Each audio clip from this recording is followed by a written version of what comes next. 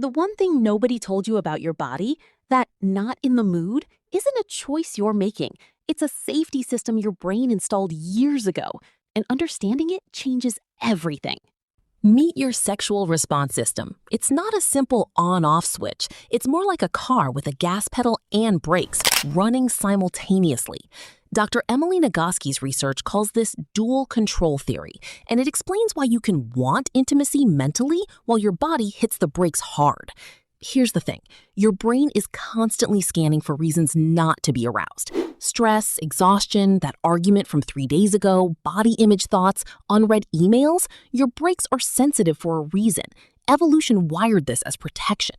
Meanwhile, your gas pedal needs specific conditions: safety, connection, the right context.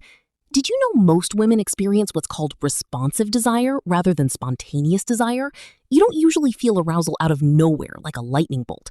Instead, arousal builds after physical intimacy begins, after emotional connection happens. The wanting comes second, not first.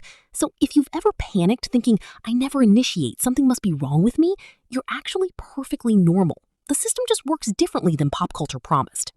Let's talk about the invisible ingredient: context. Your brain doesn't process sexual cues in a vacuum. It processes them through a filter, asking one question: is this safe? And safety isn't just physical, it's emotional, psychological, relational. Psychologists call this context-dependent arousal. The exact same touch can feel electric or irritating, depending on whether you feel seen, respected, and emotionally safe in that moment. Have you ever noticed how desire shows up reliably on vacation, but vanishes during stressful work weeks? That's not a libido problem. That's your nervous system doing exactly what it's designed to do.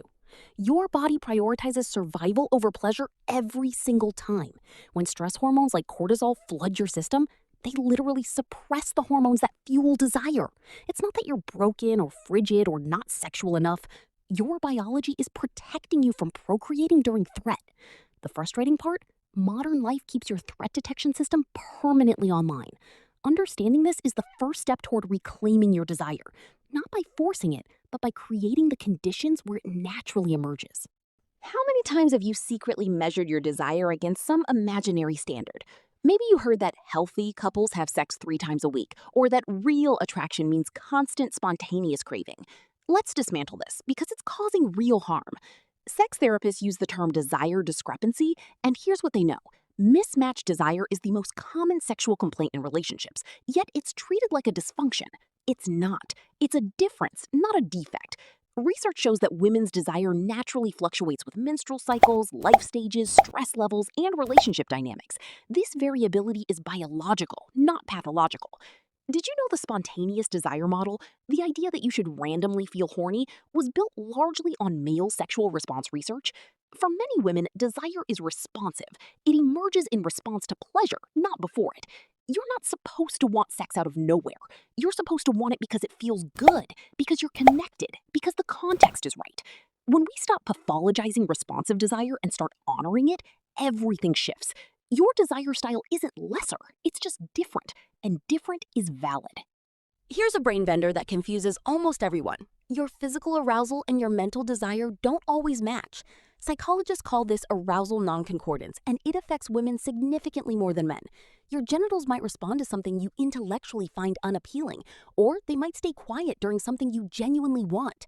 This isn't mixed signals from your body. It's your nervous system operating on multiple tracks. Physical arousal is often an automatic reflex, like sweating when you're nervous. It doesn't mean consent. It doesn't mean you secretly want something.